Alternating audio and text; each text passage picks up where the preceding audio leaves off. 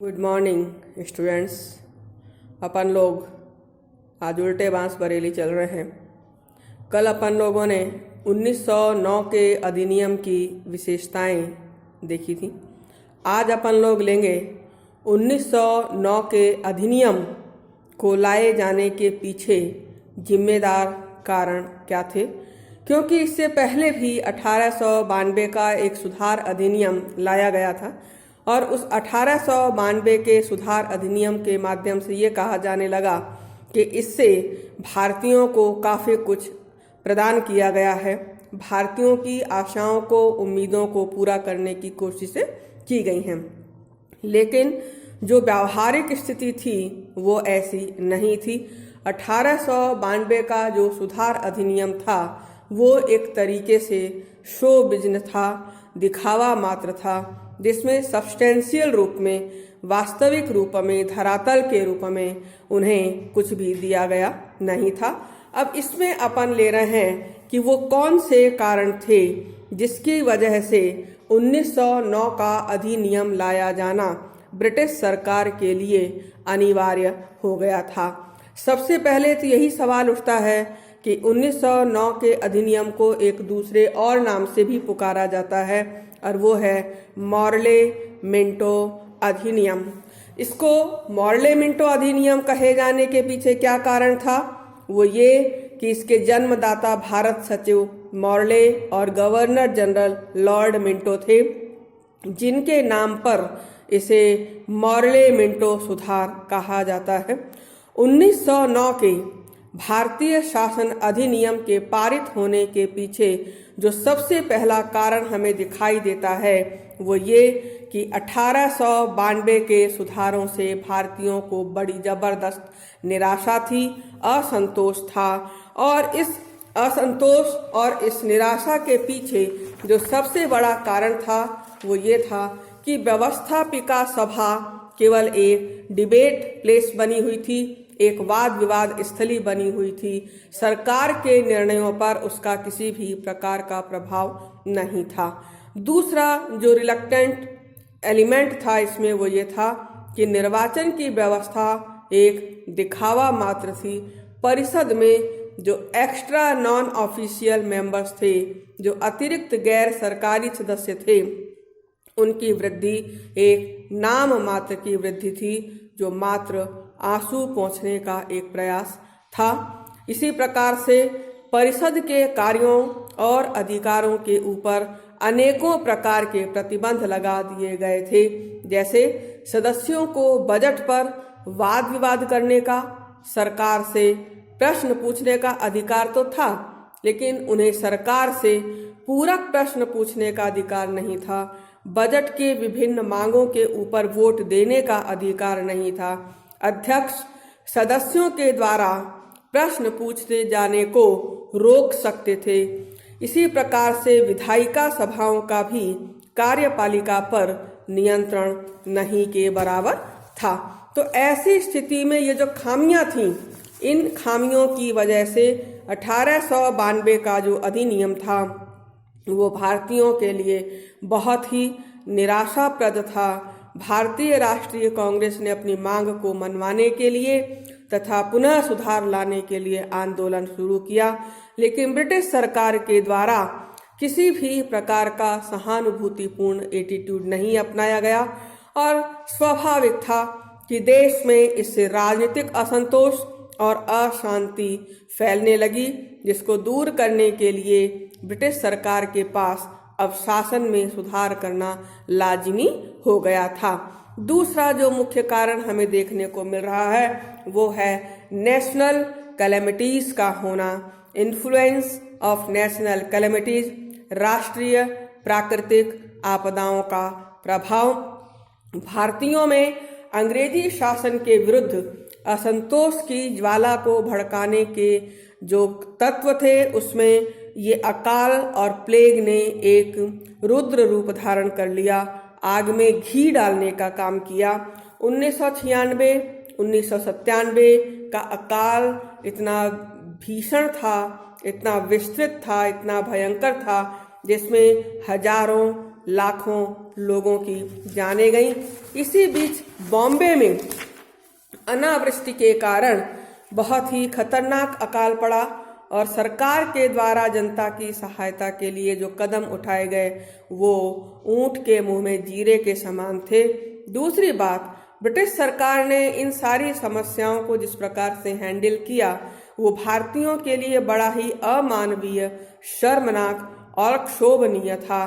तो इन सब स्थितियों की वजह से जनता में विद्रोह की आग भड़क उठी और इसका एक एग्जाम्पल तो यही देखने को मिलता है कि प्लेग कमिश्नर को मारे गुस्से के गोली मार दी गई। तीसरा जो मुख्य कारण दिखाई दे रहा है इस 1909 के अधिनियम को लाने के पीछे वो था कर्जन की प्रतिक्रियावादी और दमनात्मक नीतियां, repressive measures of Lord Curzon.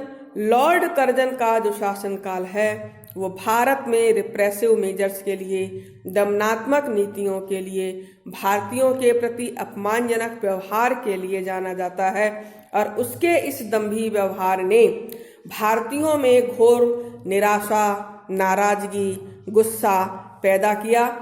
उसके समय में जो मुख्य कदम उठाए गए थे, कलकत्ता कॉरपोरेशन एक्ट, विश्वविद्यालय अधिनियम, जिसके माध्यम से निगमों में एक तरफ तो भारतीयों की जगह ब्रिटिशर्स को भरा जा रहा था, दूसरी तरफ जो विश्वविद्यालय अधिनियम था उस विश्वविद्यालय अधिनियम के माध्यम से भारतीयों को उच्च शिक्षा से वंचित करने का प्रयास किया जा रहा था। और 1904 का बजट भाषण, 1905 का दीक्षांत समारोह का भाषण, जिसमें कर्जन ने भारतीयों के लिए बहुत ही डेरोगेटरी लैंग्वेज इस्तेमाल करी, उसने भारतीयों में बहुत ज़्यादा गुस्सा, बहुत ज़्यादा एंगेजमेंट, निराशा, आक्रोश की भावना पैदा करी।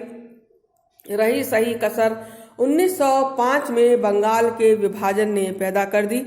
कहने को तो बंगाल का ये जो विभाजन किया गया था वो एडमिनिस्ट्रेटिव एडजस्टमेंट के नाम किया गया था, प्रशासनिक सुविधाओं और सहूलियतों के नाम पर किया गया था। लेकिन वास्तविक स्थिति ये थी कि बंगाल में जो राष्ट्रवाद की भावना उठ चुकी थी, जो ज्वार उठ चुका था, उसको कैसे खत्म किया जाए, कैसे उसको बिगाड़ा जाए, इन सब के लिए वो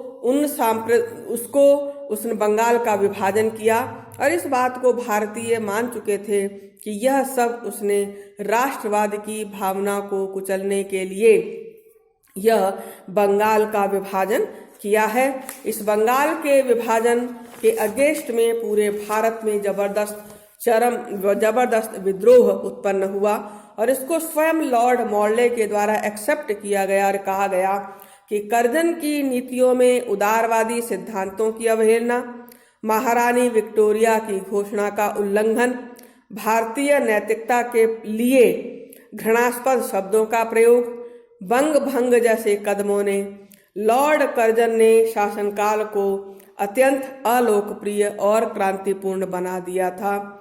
इसी प्रकार से जो विदेशी घटनाएं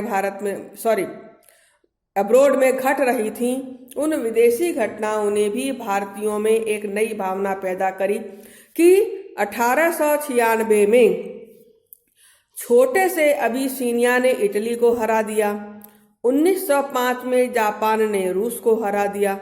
तो ये जो घटनाएं थी, इन घटनाओं ने भारतीयों के मन में एक भावना पैदा करी कि ये जो सफेद चमड़ी वाले लोग हैं ये अजेय नहीं हैं, इनको हराया जा सकता है। और ये एक जो भ्रम था कि इनको कोई नहीं हरा सकता, ये जो दो घटनाएं घटी थी, उन दो घटनाओं ने ये प्रूव कर दिया कि यदि संगठन और आत्म अनुशासन, आत्मबल का सहारा लिया जाए तो ये सब चीजें आसानी से प्राप्त की जा सकती हैं। तो इससे भारतीयों में एक आत्मसम्मान की भावना पैदा हुई, एक आत्मविश्वास की भावना पैदा हुई।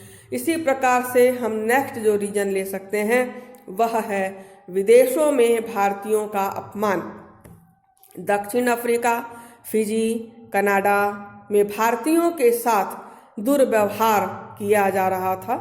कर लगाने, ट्रेन, सड़क आदि पर चलने में, अलग बस्तियों में उनको बसाने आदि जैसे घृणित भेदभाव उनके साथ किया जा रहा था। ट्रांसवाल सरकार ने 1907 ईस्वी में एक रजिस्ट्रेशन अधिनियम पारित कर दिया जिसने भारतीयों के अपमान को चरम सीमा पर पहुंचा दिया था। महात्मा गांधी ने इसके विरुद्ध आंदोलन चलाया। तिलक ने अपने समाचार पत्र में के माध्यम से अंग्रेजों की इस रंग भेद की नीति के विरुद्ध प्रचार करना शुरू किया। इन सब से भारतीयों में राष्ट्रीयता की भावना पैदा हुई और वे ब्रिटिश सरकार से सुधार की मांग करने लगे। नेक्स्ट जो हम लेंगे वो ये कि एक तरफ तो भारतीयों की जो कठिनाइयां थीं, भारतीयों की जो समस्याएं थीं, उनके प्रति ब्रिटिश सरकार का जो नजरिया था बड़ा ही नकारात्मक था, बड़ा ही उपेक्षा वाला था और बड़ी ही हेय दृष्टि वाला था। दूसरी तरफ भारतीयों की जो आर्थिक दुर्दशा थी, जो आर्थिक स्थिति थी, वो इस कदर बिगड़ चुकी थी कि अब भारतीयों में बहुत ज़्यादा मात्रा में निराशा पैदा हो गई थी। भू राजस्व में वृद्धि कर दी गई थी, सिंचाई पर कर बढ़ा दिया गया था, उद्योगों का विनाश हो चुका था, डे टू डे की जो कमोडिटी की वस्तुएं थी उनकी कीमत बढ़ गई थी। तो ऐसी स्थिति में भारतीयों के सामने अब कोई विकल्प नहीं था, उन्हें अब इन सब के विरोध में उठ खड़ा होना था। इसी प्रकार से अब उग्रवाद की जो भावना थी, मीन्स उग्रता की जो भावना थी, वो उग्रता की भावना अब उठने लगी थी, क्योंकि वो ये मान चुके थे कि जो ब्रिटिश सरकार है वो ब्रिटिश सरकार उदारवादियों की संवैधानिक नीतियों की मांग से मानने वाली नहीं है।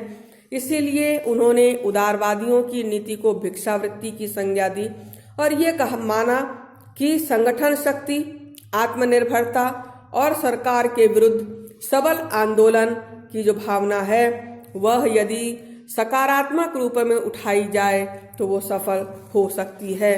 तो अब इससे कांग्रेस पर जो उदारवादियों का प्रभाव था वो घटने लगा। अब सरकार को ये डर सताने लगा कि कहीं कांग्रेस की बागडोर उग्रवादियों के हाथ में नहीं आ जाए, तो इसलिए उसने शासन में सुधार करने की जरूरत समझी।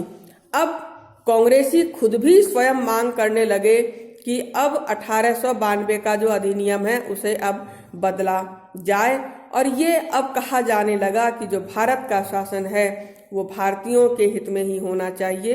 और जिस प्रकार से ब्रिटिश सरकार अन्य जो कॉलोनीज हैं, कॉलोनियल स्टेट्स हैं, वहां पर जिस प्रकार का डोमिनियन स्टेटस वाली स्थिति है, स्वशासित उपनिवेश वाली स्थिति है, ठीक उसी प्रकार से भारत में भी सरकार का गठन होना चाहिए।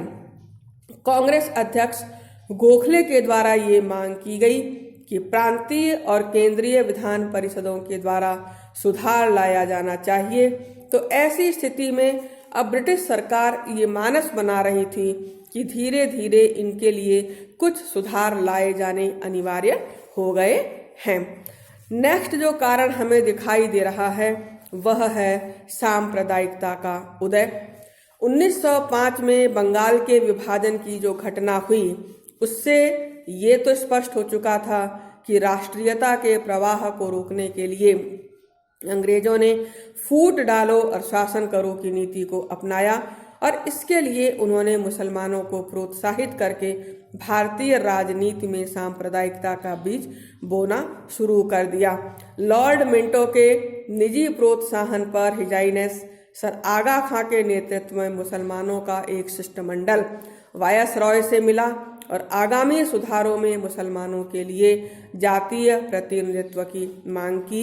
लॉर्ड मिंटो ने इन सब को न केवल स्वागत किया बल्कि आश्वासन दिया कि पृथक निर्वाचन मंडल की मांग को अपनाया जाएगा और सांप्रदायिक प्रतिनिधित्व की जो शुरुआत है वो की जाएगी। इसी प्रकार से लास्ट जो कदम हमें दिखाई देता है इस 1909 के अधिनियम को लाने के पीछे वो है इंग्लैंड में उदारवादी दल की विजय का होना। दिसंबर 1905 में इंग्लैंड में उदारवादियों का मंत्रिमंडल बना। मॉर्ले भारत सचिव बना जो कि भारतीयों की समस्याओं के प्रति, भारतीयों के प्रति सहानुभूति रखता था और तत्कालीन वायसरॉय लॉर्ड मिंटो भी भारतीयों के प्रति वो सम्मानजनक और सहानुभूतिपूर्वक एटीट्यूड रखता था। तो उदार दल की सरकार ने संवैधानिक सुधार की नीति को अपनाया। मॉर्ले ने 15 जून 1906 को मिंटो को एक व्यक्तिगत पत्र के माध्यम से सुधार के लिए कदम उठाने को कहा। लॉर्ड मिंटो ने कार्यपालिका परिषद की एक समिति का संगठन सुधार संबंधी प्रस्तावों का प्रारूप तैयार करने के लिए किया और इन्हीं प्रस्तावों के आधार पर 1909 में एक अधिनियम लाया गया जिसे भारतीय परिषद अधिनियम 1909 या मॉर्ले मिंटो सुधार कहा जाता है। नेक्स्ट टाइम पे अपन लोग लेंगे कि 1909 के अधिनियम के माध्यम से जो प्रोविजंस किए गए थे, क्या उसमें अच्छाइयाँ थीं, क्या उसमें कमियाँ थीं, क्या उसकी आलोचनाएं हमें देखने को मिलती हैं। Thank you.